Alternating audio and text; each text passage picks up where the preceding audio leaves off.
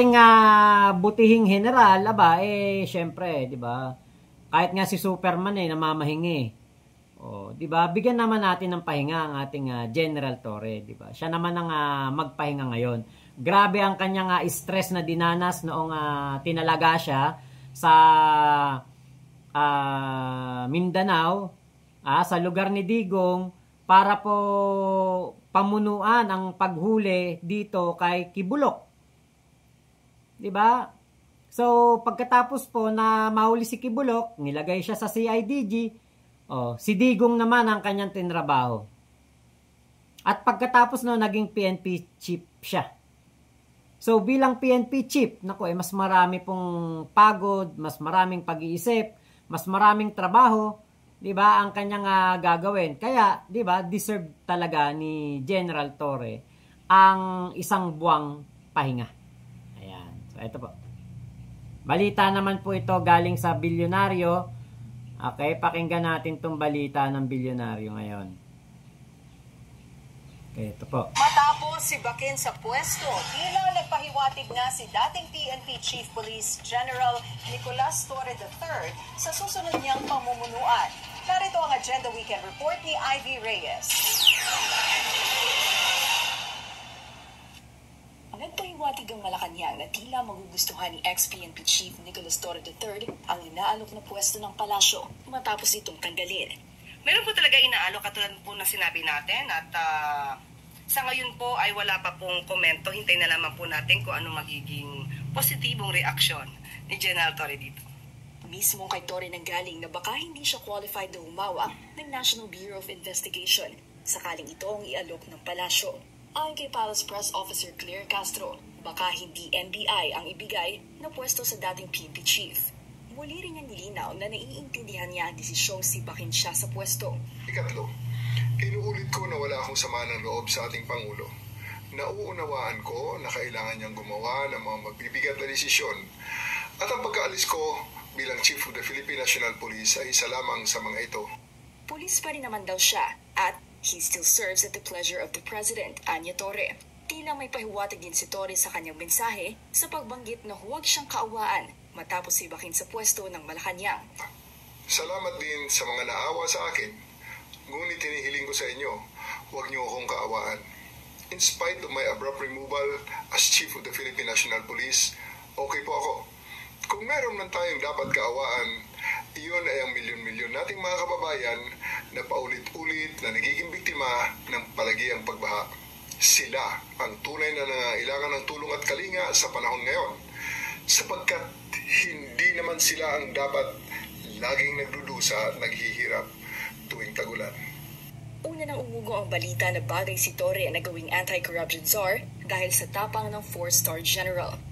Para sa Agenda Weekend, Ivy Reyes. At yan nga po, Ate Susette Tabor. Ayan, hello po sa iyo Ayun, hello po. Ate Flor Igna. Ayan, hello po. Mga taga Hong Kong, shout out. Ate Monet, Ate Gina Inglet, hello po. Ngayon, ito, si General Torre ay nagpasa daw po ng 1-month vacation leave. Very much deserving talaga si General Torre na makapagpahinga. Simula na nga siya mahuli niya si Kibulok hanggang maging PNP chief siya, talaga pong very stressful ang kanyang mga hinarap na trabaho. Kaya nakita natin, nagpa-firing si General Torre at yan ang kanyang hilig, di ba? Tama lang yun. Kahit nga, sabi ko nga, kahit nga si Superman namamahingi, kahit nga ang mga Avengers namamahinga, si General Torre pa kaya ang hindi natin bigyan ng pahinga, di ba? At siya po ay sa pagiging anti-corruption czar, talagang kailangan po na ang isang katulad ni General Torre, matapang, walang sinasanto, walang sinisino, ang siyang mamuno sa mga flood control project investigation. Sa totoo lang po, hindi na ako pabor na imbestigahan pa ito ng Senado. After na lumabas ang mga bali-balita na mga balita na bukod kay Escudero, ay meron pa pong ilang mga senador ngayon na tumanggap po ng campaign donation, campaign donor nitong nakaraang 2025 election at 2022 election. Aba, ano yun? Iimbestigahan nila ang sarili nila? Diba? Iimbestigahan ba nila ang kanilang mga campaign donor? Iimbestigahan ba nila ang mga kontraktor na nagbigay sa kanila ng milyong-milyong pera? Alam natin, nakita natin, ang Senado ngayon, hindi po sila nagtatrabaho at the pleasure of the people. Ang ibang mga senador dyan, nagtatrabaho dahil may utang na loob sila sa mga sumuporta sa kanila na mga dating presidente, pastor na nambubulog gabi-gabi ng kanyang mga pastoral. Diyan sila tumatanaw ng utang na loob eh. Diba? Nakita natin. So, yung ibang senador na tumatanaw ng utang na loob dito sa mga kontraktor na ito, kapag nabanggit kunwari, kontraktor, kunwari lang, Macmac Pablo Corporation. Diba? Nagbigay ako kay Senator Juan de la Cruz ng 30 million pesos. Tapos nalagay ako dun sa listahan ng Pangulong Bongbong Marcos na number, kunwari lang number 8 ako. Sa mga kontraktor na nakakuha ng napakaraming proyekto sa gobyerno. Pang number 8 ako. Tapos papatawag ako sa Senado, iimbestigahan ako. Tapos after nyan, isasangkot ako sa mga korupsyon, sa mga substandard na trabaho.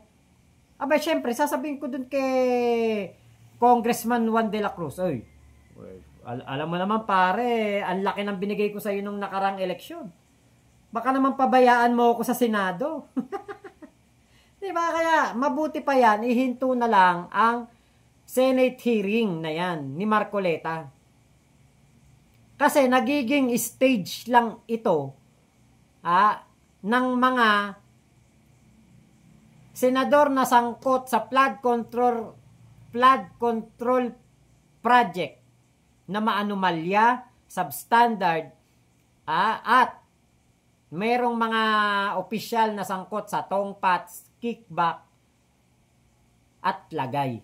Diba? Kaya mabuti pa, wag na lang imbestigahan yan. Nagiging depensa lang yan ngayon, sa Kongreso, wag na lang ding imbestigahan. Alangan namang imbestigahan nila yung sarili nila. May mga kongresista na kontraktor.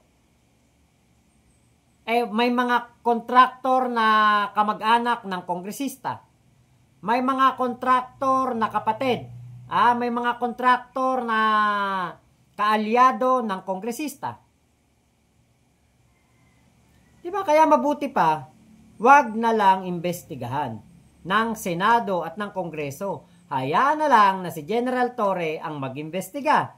Alam natin yan, napatas pa. At wala yang sisinuhin, walang hindi yan babanggain. Basta ikaw ay kurakot, ikaw ay may anomalya, substandard ang ginagawa mo ng mga flood control project, flood control program.